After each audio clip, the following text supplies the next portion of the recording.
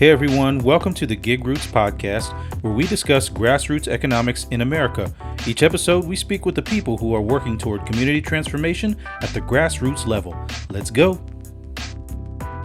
All right, Mr. Attah Obande, how are you today, sir? I am doing very well. I'm doing well. How are you doing, sir? Not too bad. Loving this weather that we got right now. Summers in Michigan are the best time. Man, no other place I want to be right now. Man, I'm Well, telling you. maybe after COVID, I might be seeing something different. But it's a beautiful day outside right now. Right.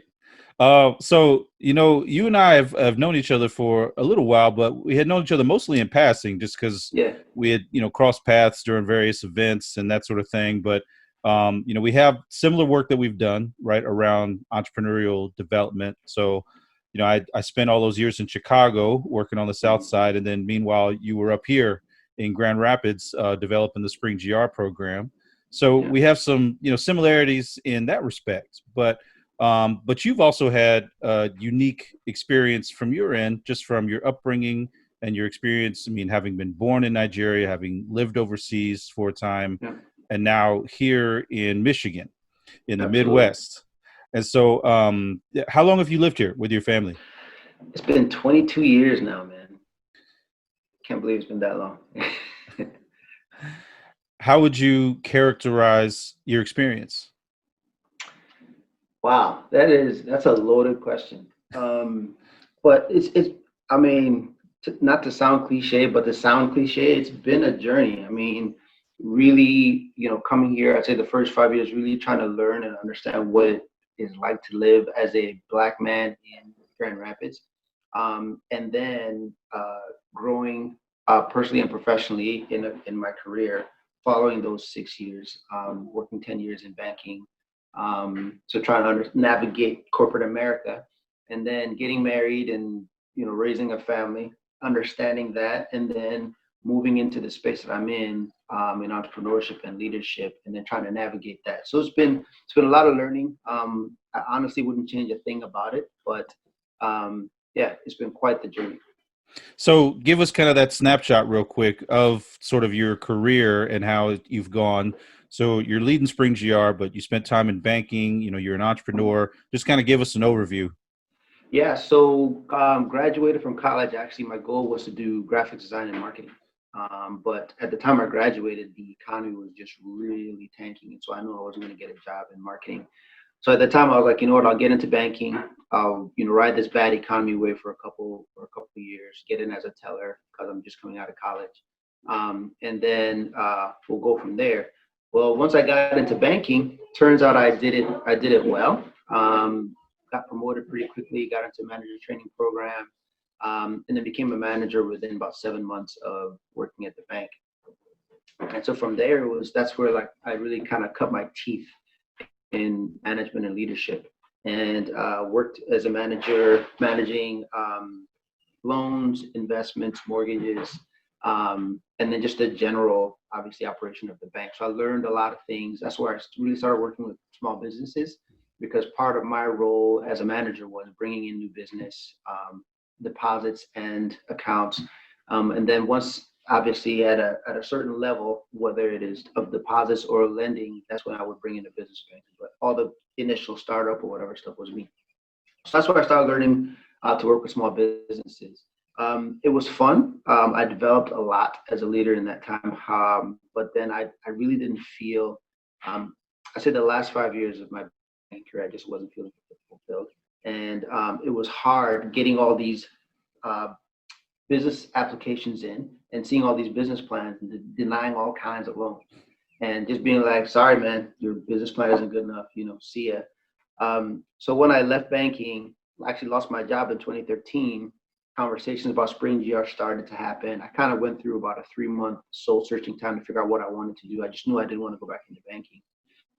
So that led me to starting my business, Agri Design Group, a speaking, coaching, consulting business to help people do what they feel are fulfilled to do, or makes them feel fulfilled, I should say. And then started working with SpringGR, and then saw that there was really good alignment with what SpringGR was doing with the mission of my business, which was helping people do what they love. I mean, these people want to start businesses. And so for me, it was a nice change to go from denying loans and just kind of I felt like I was killing people's dreams, to now being able to say, hey, your business plan isn't ready, but here's what we can do to help. And so my official title was Director of Business Development. But then once I had that kind of epiphany of killing dreams and now helping people achieve their dreams, I changed my title to Director of Dream Fulfillment. And so now it feels good to be on the other side of the table. Man, I think there's probably a lot of folks that, feel similar to how I feel about the banking industry sometimes, is that like what does end up getting approved when you come through the door? It's just there's so many stipulations, and I think we could touch on a lot of those, especially if you're talking about for minority-owned businesses or folks like that. So there's stuff to talk about there. But talk a little bit more about that dream fulfillment piece with SpringGR. I mean, in your mind, what does dream fulfillment look like? So I've always been I'm big about dreams and chasing after your dreams, because it does something for people that it makes them come alive in a different kind of way. And so when you see somebody that has a dream or a vision for something, but then maybe for years has just kind of either put it on the back burner or just has not known what to do, and then you see that switch happen for them where they're like, oh man, like this thing is actually possible. It's just like you see, it feels like this. They're going like this, and all of a sudden that thing just turns, and then all of a sudden it's this. And this doesn't always mean, all kinds of revenues coming into the business or whatever. This just means you can just see a joy, a different kind of showing up in the person. Once that switch turns on, it gives them the confidence to have conversations about things that they might not have done in the past, to go to things that they weren't going to do, to try things that they wouldn't have tried in the past.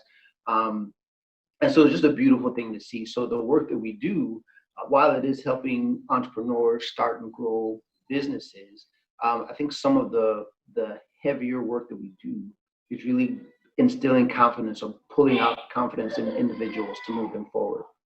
So we know SpringGR, as a program, you guys do entrepreneurship training. See the kids back there. That's all right. It is what it is, man. So you guys do training, you guys do coaching, right? And those are big pieces. You just had your another graduation just last night. Which how many does that mark now for graduations? Say that again. We have what? How many graduations have you had now? Man, so we've been doing we're doing twice a year, and so that would mean this would have been number 13. Number 13, and so that's a lot of people, right? Over these last several years, about over 500 now. Wow. So with those pieces of training and mentoring, your background in the finance industry, there's also a lot to be said about this access to capital piece. Absolutely. How is SpringGR positioned in the local context to help create these bridges to capital for folks? So it's been interesting, right? So we have never downplayed the importance of capital, but we have never led with capital. And I'll explain why we haven't done that. Because one of the things that I've found, even especially in my time in banking, is that people use capital as an excuse not to do anything. And so they might have a business idea or a vision or something, and so they say, oh man, I've got this apple pie making business I'm going to do. Man, I can see it. It's going to be awesome. I just need $10,000 to make it work, because I want to buy a new oven. I want to buy 50 pans or whatever. I want to buy this, that, and the other thing. And they don't get the $10,000. So they're just kind of like, all right, I'm going to wait until I find the $10,000. So we've never led with it. We give people, we want to give people the foundation, the knowledge, the acumen to be able to move. In fact, the curriculum we use is based on the $100 startup book. The $100 startup book says, if all you have was $100, how could you move forward? So how Chris Gilbo. Yep. Yeah, good how book. do you peel the onion back to get you started? So anyway, we've always started with that, but we also know that capital is extremely important. And so one of the ways that we tried to do that was we looked at our ecosystem and said, what are all the different organizations that offer capital, that say they offer capital to small businesses or minority-owned businesses? And then we said, let's push all of our entrepreneurs to these organizations, to these sources, and see if they actually do what they say they're going to do. So for a couple of reasons. One, we want to make sure that we're working well with our ecosystem, but then we also want to put people to task and say, okay, if this is what you say you do, let's see. And in some cases, people have done what they said they were going to do. And in some cases, I'm like, okay, it's been 8 months, and this was a $4,000 application. You guys still haven't given an approval or decline. Like, what's going on? So we've done that. We've tried to advocate for small businesses, just because, like you said, when you look at banking, if you are less than 2 years old, chances of you getting any kind of funding is almost impossible, unless you've got A1 credit and basically the cash to be able to pay for it on hand, but you just want to build your credit, then you'll get the loan. So anyway, there's that aspect, but then also, because of the work we've done, we've been able to work with other organizations in the city to build new financial products to help small businesses. So we've got a partnership with a local bank that has what you call it? My son here is about to come on camera in a second. It's all right. We've got a partner with a bank that has done a unsecured line of credit for our entrepreneurs that we've tried out. We're also recently developed a product with a local CDFI, Credit Progress Capital, that is doing what we call loans for what we call newbies. So businesses that are less than 2 years old. And so this is something where the approval is not as stringent. The risk that they're taking is extremely high, because the funder for this new product has said, hey, we're willing to take on the risk. So we want you to try to push money out to these businesses. So we've put ourselves in a position where we can try and test some things. So yeah. I want to talk a little bit about. I want to come back to the idea of the current business environment here in the city, but I want to get there by first just asking about your experience personally. So my question would be, Attah, as a Nigerian-born man, having lived in other parts of the world, and then having lived here in the Midwest for 20 plus years, Yep. as a person of color, what has your experience been? I mean, that's a big question over time, but I wonder if you would talk about that from the time that you got here to now, and then sort of bring that into the recent context. So just my experience just around race in this space, or right. As a person of color, and given your vast experience, what has that been like? So like I like to tell people that I consider myself an inside outsider. And what I mean by that is, like you said, born in Nigeria and then moved here into the U.S. Came here for college, and obviously I've started a family and has now become home away from home. But I call myself an inside outsider because when I'm seen as a black man. I'm not seen as this Nigerian guy. And when I first got here, it took me a while to be able to identify what living as a black person in the U.S. was. And so what does racism look like? What does the biases look like as a black man? And so my first 5-6 years, I remember saying making statements that I would hear now from a lot of our white brothers and sisters, like, why do black people pull the race card all the time? Like, come on, man, like, it's not always about race. Like, if you get out there and you do some work, you be fine. Like, what's up with, why is it that black families are like this, that, or the other? Like, I would make those statements because I'm coming from a country where we didn't deal with race in the same way.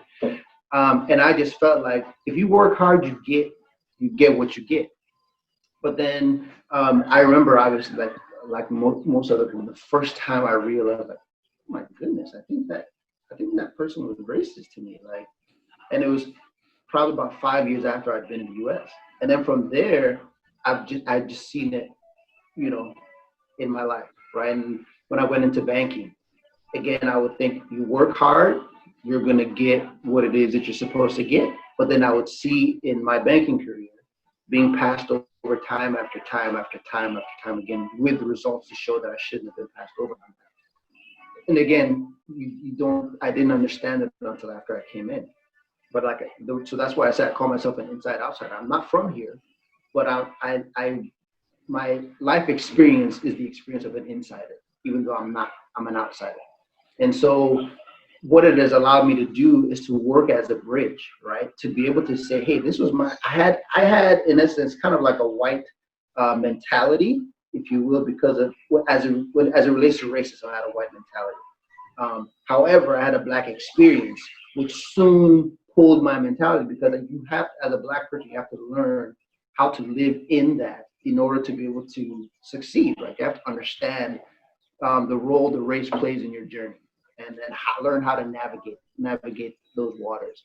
So it's been interesting to navigate, but I feel like it puts me in a unique place to be able to share and act as a bridge, which is one of the things I always say about the work we do with SpringGR, is to act as a bridge between two worlds. And so it's been quite the experience. I mean, as anybody else, I'm sure I could tell you all kinds of stories, from career to just dealing with people. When you say a white mentality, what I think you mean by that is sort of just a baseline assumption about success, right? That if you work hard, if you pay your dues, you do that sort of thing, that success will come to you. Yeah, and race has nothing to do with it. Right. But then the lived experience being something quite different. Yes, absolutely. Yeah. In comparison to where in other places you live, do you feel as though you had encountered more racism here versus other places you've lived? Absolutely. Again, absolutely. I mean, my family and I did live in London, England for about 4 years. And so there you experienced it as well, but it's a little bit different. It wasn't as, I don't want to say, I would say it wasn't as overt as it has been here. So yeah, to answer your question, I would say yeah. So in 2019, the Grand Rapids Business Journal named you as one of the top 40 under 40 business leaders for the city and for the community. And within that, they also acknowledged a Forbes article that had listed Grand Rapids as one of the worst places economically for African Americans. We know that so much has happened over this past year. 2020 has been a very interesting year in a lot of ways. Mm-hmm. Where are we headed as a city moving forward? So I believe that we are moving forward. I would be lying if I said I was happy with the pace that we're moving in. I do feel like there's a lot of work to be done. You may have, I'm sure you've been here long enough to hear the phrase West Michigan nice. Right. And so I feel like because of the West Michigan nice, it makes it harder. Then also I think because of how steep the incline is for people of color, I personally feel like it's been hard to build a unifying force to be able to move up that ladder. But we have made significant progress. I feel like we've got a lot of good people in positions of leadership that will help us to continue to move that. I feel like, especially with the events that have happened around the country in the last 2 months, we're bringing attention to a lot of the issues. My hope is that it isn't just like how it's happened in the past, where where the conversations start to circle around race, where it happens for a couple weeks or a month, and then it just dies down and we don't have it again until we have another string of shootings. Because like I heard someone once say, like, that is a high price to pay to bring awareness, right? Like losing lives in order to be able to have a conversation. So my hope is that we can keep the conversation going, because I'm seeing a lot. I'm very, very optimistic and excited for the things that I'm seeing, the conversations that are being had, the people that have reached out to me personally, the people that I know, the people that have told me about people that reached out to them. So I feel like we're heading in the right direction, because we are having this conversation in the ecosystem as well as in the marketplace. So I believe that we're making progress, but we definitely have a ways to go. Well, that's right. But I think you're right. I mean, holding on to that optimism is what we have to do. But it's just interesting to reflect on, feeling that as though progress is slow and the stakes are very high. Absolutely. Mr. Attah Obande, thank you so much, brother, for your time. I really appreciate you. I appreciate everything that you're doing here in the city as a leader, as a person, as a husband, as a father, so many different things that I admire about you. Just thank you again for your time. Real quick, just tell everybody where people can find out about you and SpringGR and all the stuff you're involved in. Yeah, no, thank you. Well, first of all, I just want to say thank you, Ethan, for creating this platform. One of the things that I've always said from the moment I met you, I can't remember which city it was in, but I remember it was one of the marketplace sessions from CCDA. And I remember the first time hearing you speak and be like, man, this dude just knows how to connect and bring a message. And so for me, I think that is one of your gifts, and to see that you're using it in this way to be able to do more than the few times that I heard you, I think it's awesome. I look forward to how this using this medium to be able to move your message forward, is how that's going to impact. So thank you so much for using your gift. I appreciate that, man. Thank you. As far as SpringGR, you can find us all online, SpringGR.com. Look for us there, and for me, I'm on there. You can also check out our social justice sock company, Ineffable Socks, ineffablesocks.com.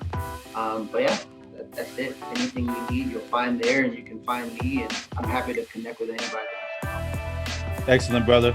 Thanks again, man. We'll be talking to you again soon. Awesome. Thank you, sir. All right. Take care. Hey, everybody. Thanks for listening to the podcast. Head on over to grassrootsgig.com, where you can check out more interviews, read the latest blogs, and join a community of grassroots changemakers. Be sure to follow us on social media and subscribe to our channel to keep up with the latest. We'll see you next time.